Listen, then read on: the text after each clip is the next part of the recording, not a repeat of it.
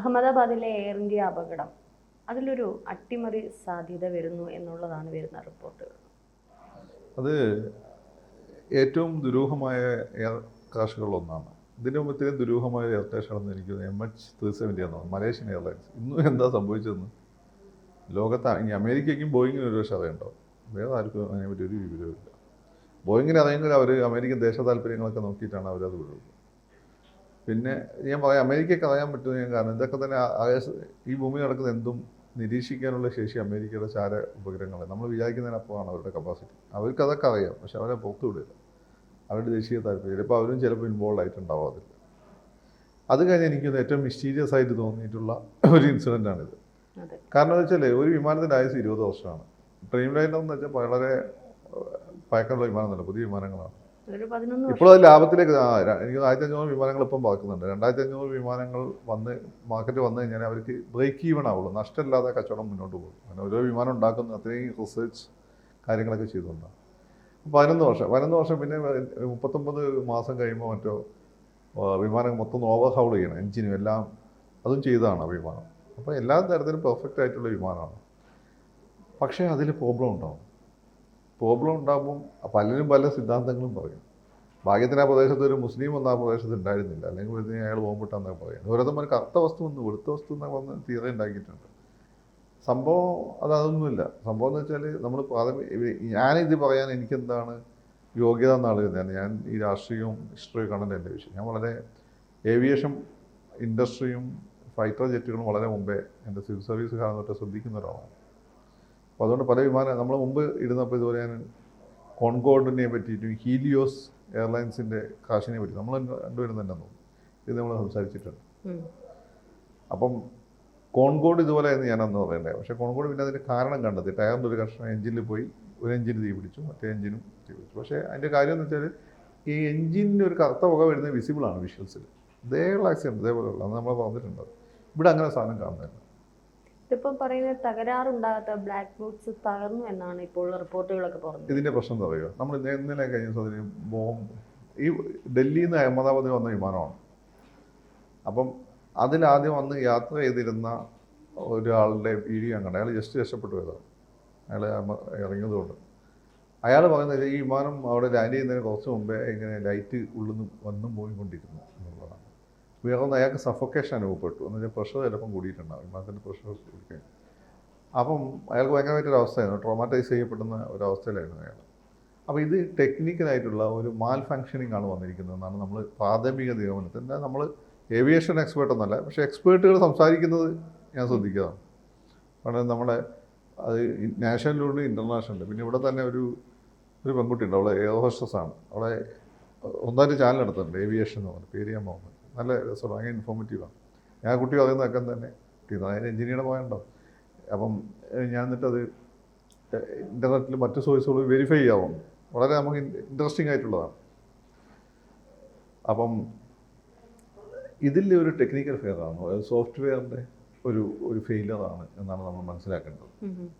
അപ്പോൾ അത് മറച്ചു വെക്കേണ്ടത് ആരുടെ ആവശ്യമാണ്? ബോയിങ് കമ്പനിയുടെ ആവശ്യമാണ്. കാരണം ഒരു വിസിൽ ബ്ലോവർ ഓൾറെഡി പറഞ്ഞിട്ടുണ്ട് 10 വർഷം കഴിയുമ്പോൾ ഈ വിമാനങ്ങൾ പലതും ഡൗൺ ആയി തുടങ്ങും. കാരണം അതിൻ്റെ സോഫ്റ്റ്വെയറിൽ അതിൻ്റെ ഇലക്ട്രോണിക് സിസ്റ്റത്തിലെല്ലാം ഇവർ കോംപ്രമൈസ് ചെയ്തിട്ടുണ്ട്. അപ്പോൾ 20 വർഷമാണ് വിമാനത്തിന് ആയതെങ്കിൽ ഇത് 10 വർഷമേ പറക്കുള്ളൂ എന്ന് അയാൾ പറഞ്ഞിട്ടുണ്ട്. അപ്പോൾ 12 വർഷം പറഞ്ഞു. അപ്പം ഈ ഷോർട്ട് കട്ടുകൾ എടുത്താണ് പൈസ ലാഭിച്ചെങ്കിൽ പോലും അത് വിമാനത്തെ വലിയ അപകടത്തിലേക്ക് നയിക്കും. നിങ്ങൾ ലോകത്തെ പല പ്രധാനപ്പെട്ട വിമാന അപകടങ്ങൾ നോക്കിക്കഴിഞ്ഞാൽ ഈ ഒന്നെങ്കിൽ വില കുറഞ്ഞ സ്പെയർ പാർട്സ് ഉപയോഗിച്ചതുകൊണ്ട്, അതല്ലെങ്കിൽ ഈ പറയുന്നതിൻ്റെ മാതിരി എവിടെയെങ്കിലും ഇങ്ങനെ ക്രോസ്വിൻഡൊക്കെ വിട്ട് വിമാനം ലാൻഡ് ചെയ്യുമ്പോൾ ക്രോസ്വിൻഡ് ഇങ്ങനെ അടിക്കുന്നുണ്ടാകും. ക്രോസ്വിൻഡ് ഉണ്ടായി കഴിഞ്ഞാൽ വിമാനം എന്ത് ചെയ്യും? ചിലപ്പോൾ താഴെ അടി തട്ടിയിട്ട് മുകളിൽ പൊങ്ങും. അത് നമ്മൾ ആൾക്ക് പരിക്കൊന്നും പറ്റിയല്ല, പക്ഷേ അത് വിമാനത്തിൻ്റെ എയർ ഫ്രെയിമിനൊക്കെ വലിയ ഡാമേജ് വരുന്നു. അപ്പോൾ വലിയ കമ്പനി ലുഫ്താൻസ പോലുള്ള കമ്പനി ഇതങ്ങ് വിറ്റ് കളയും. ഇത് വേറെ ആരെയും മേടിക്കും. അവരെന്ത് ചെയ്യുമെന്ന് വെച്ചാൽ ഇത് അവിടെ മാത്രം ചില റിപ്പയർ നടത്തി വിമാനം രണ്ടാമത് പോകും. വിമാനം പിന്നെ 10 വർഷം പറക്കും. അങ്ങനെ വിമാനം ഇടയ്ക്ക് അപകടം എടുത്തപ്പെട്ടിരുന്നു. 10 വർഷം മുമ്പ് എയർക്രാഷ് ഉണ്ടായി. പിന്നെ സിംഗപ്പൂരുണ്ടായി വിളക്കി ചേർത്ത്. പക്ഷേ ഈ വിളക്കി ചേർത്ത് പിന്നെ അവർ ശ്രദ്ധിച്ചില്ല വാൽഭാഗം. അതവിടെ കിടന്ന് എന്ത് ചെയ്യും? വിളക്കി ചേർത്തൊക്കെ കുറച്ച് കഴിയുമ്പോൾ ലൂസാവില്ല. അത്രയും സ്പീഡിലും അത്രയും എയറിലും പ്രഷറിലും അല്ല ഇത് പോകുന്നത്.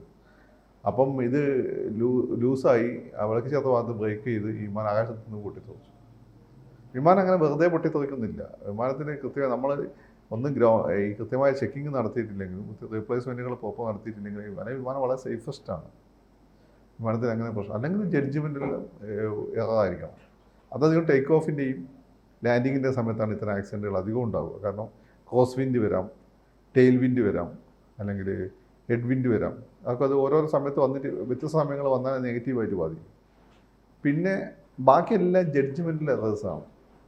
കാരണം കോഴിക്കോട് കണ്ടില്ലേ, പൈലറ്റിന് ഓവർ കോൺഫിഡൻസ് ഉണ്ടാവുന്നു, അല്ലെ പൈലറ്റ് റിസ്ക് എടുക്കുന്നു.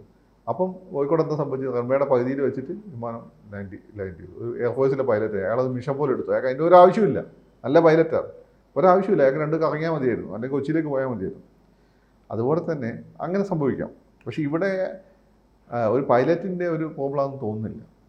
ഇത് ആ എയർലൈനിന് എന്തോ ഒരു പ്രോബ്ലം ഉണ്ടായിരുന്നു. അതായത് രക്ഷപ്പെട്ട ആളും വന്നു, സ്വിച്ച് ഇടയ്ക്കിടയ്ക്ക് ലൈറ്റുകൾ വന്നും പോയിട്ടുണ്ട്. അപ്പം ഇലക്ട്രോണിക്സിന് എന്തോ പ്രശ്നമുണ്ട്. അത് സോഫ്റ്റ്വെയറിനെയും മറ്റു മെക്കാനിക്സിനെയും ബാധിക്കുക. എഞ്ചിനുകൾ രണ്ടും നിശ്ചലമായും ചെയ്തു. അപ്പോൾ ട്രസ്റ്റ് കിട്ടാതെ ഇത് ഇരുന്ന് പോയതാണ് ഈ വിമാനം.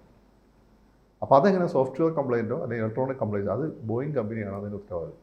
ഇത് പുറത്ത് വന്നു കഴിഞ്ഞാൽ ഇപ്പോൾ പറഞ്ഞുകൊണ്ടിരിക്കുന്ന വിമാനങ്ങളെല്ലാം ഗ്രൗണ്ട് ചെയ്യേണ്ടി വരും. പുതിയ വിമാനങ്ങൾ വിൽക്കില്ല. ബോയിങ് കമ്പനി തന്നെ ചിലപ്പം പൂട്ടിപ്പോകും. അല്ല, ഈ ഇടയ്ക്ക് ഹോങ്കോങ്ങിലേക്ക് പറഞ്ഞ എയർ ഇന്ത്യ തിരിച്ചിറക്കേണ്ടുന്ന ഒരു അവസ്ഥയുണ്ട്. അത് ഇത്തരത്തിലുള്ള സാങ്കേതിക തകരാറ്. അല്ല, ഇന്ന് ഈ വിമാനത്തിൻ്റെ പ്രശ്നം, നിങ്ങൾ എന്തെങ്കിലും ചെറിയ പ്രോബ്ലം കാണാം അന്നും തിരിച്ചിറക്കിയിരിക്കണം, അല്ലെങ്കിൽ അപകടമാണ്. പക്ഷെ ഇത് തിരിച്ചിറക്കാനുള്ള സമയം കിട്ടിയില്ല. പക്ഷേ മറ്റേ ആൾ പറയുന്നതെന്ന് വെച്ചാൽ ഓൾറെഡി ഫ്ലൈ ചെയ്യുമ്പോൾ ഈ പ്രശ്നം ഉണ്ടായിരുന്നു. അപ്പം വിമാനം നമ്മൾ പലപ്പോഴും ടെക്നിക്കൽ പ്രോബ്ലം കൊണ്ട് കൊണ്ട് വിമാനം പറന്നില്ല എന്ന് പറഞ്ഞ് നമ്മൾ കളിയാക്കാറുണ്ട്. അത് അങ്ങനെ തന്നെ ചെയ്യണം. കാരണം ഒരു ചെറിയ സ്ക്രൂ കളിക്കാൻ മതി. അത് അത്രയും സ്പീഡിൽ, അത്രയും ഓൾട്ടിറ്റ്യൂഡ്, അത്രയും പ്രഷറിൽ പോകുന്ന സമയത്ത് ഇത് പെട്ടെന്നൊരു വലിയ കാശിലേക്ക് പോകും. ചെറിയ ഇഴ വ്യത്യാസം മതി. അപ്പോൾ ആ രീതി ഇതിപ്പം, അപ്പോൾ ഇതിൻ്റെ ആ വിമാനത്തിൻ്റെ സോഫ്റ്റ്വെയറിൻ്റെ ഹാർഡ്വെയറിൻ്റെ പ്രശ്നമാണ്. സോഫ്റ്റ്വെയറിൻ്റെ തോന്നുന്നു. അങ്ങനെയാണെങ്കിൽ അത് ബോയിങ്ങിൻ്റെ പ്രശ്നം. ബോയിങ് കമ്പനി വരെ പൂട്ടിപ്പോകുന്ന അവസ്ഥയിലേക്ക് പോകും. അതുകൊണ്ട് തന്നെ ഈ രഹസ്യങ്ങൾ തിരിച്ചറിഞ്ഞാൽ അവരത് പുറത്തു വിടില്ല. അത് പൈലറ്റിൻ്റെ അതാവും. പൈലറ്റ് ഫ്ലാപ്സ്, ഈ പറയുന്ന ഗിയർ, ലാൻഡിങ് ഗിയർ ഉയർത്തുന്നതിന് പകരം ഫ്ലാപ്സ് ഉയർത്താനുള്ള സംവിധാനം മാറിപ്പോയെന്നാണ്. ഗിയർ മാറിപ്പോയി. അങ്ങനെ മാറിപ്പോകുന്നില്ല. കാരണം പൈലറ്റുമാർ അത്രയും സൂക്ഷിച്ചിട്ടാണ്. അവർക്ക് ഓരോ ചെക്ക് ലിസ്റ്റ് ഉണ്ട്. അത് നോക്കിയിട്ട് ഓരോ ചെക്ക് ചെയ്തിട്ടാണ്, നോക്കിയാൽ മതി. യൂട്യൂബിൽ അവൈലബിളാണ്. ഓരോ വിമാനം അവർ ടേക്ക് ഓഫ് ചെയ്യുന്നത്. അതൊക്കെ ATC ആയിട്ട് കമ്മ്യൂണിക്കേറ്റ് ചെയ്യും. എന്നിട്ട് മാത്രമേ ടേക്ക് ഓഫ് ചെയ്യുള്ളൂ. പിന്നെ അങ്ങനെ വിവരമില്ലാത്ത ആളുകൾ നല്ല പൈലറ്റുമാർ ഇതൊക്കെ കൃത്യമായിട്ട് വെച്ചിട്ടുണ്ട്. അപ്പോൾ ഇതൊരു പൈലറ്റിൻ്റെ ഇറക്കം ആവാനേ സാധ്യതയില്ല. മറ്റേ ജഡ്ജ്മെൻറ്റിൻ്റെ ഇറക്കം വന്നാൽ ചിലപ്പം അന്തരീക്ഷത്തിൽ വലിയ ഫോഗൊക്കെ ഉണ്ടെങ്കിൽ അന്നപ്പാണ് സംഭവിക്കുന്നത്.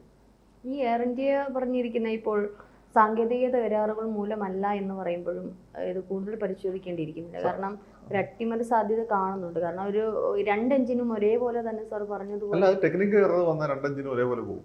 അതുകൊണ്ട് അല്ല പിന്നെ പൈലറ്റിന് എററാന്ന് പറയണം. പൈലറ്റിന് എറർ വന്നാൽ തീർന്നു. ടാറ്റയുടെ പ്രശ്നമാണ്. ആ പൈലറ്റുമാരുടെ ജീവിതം പോയി.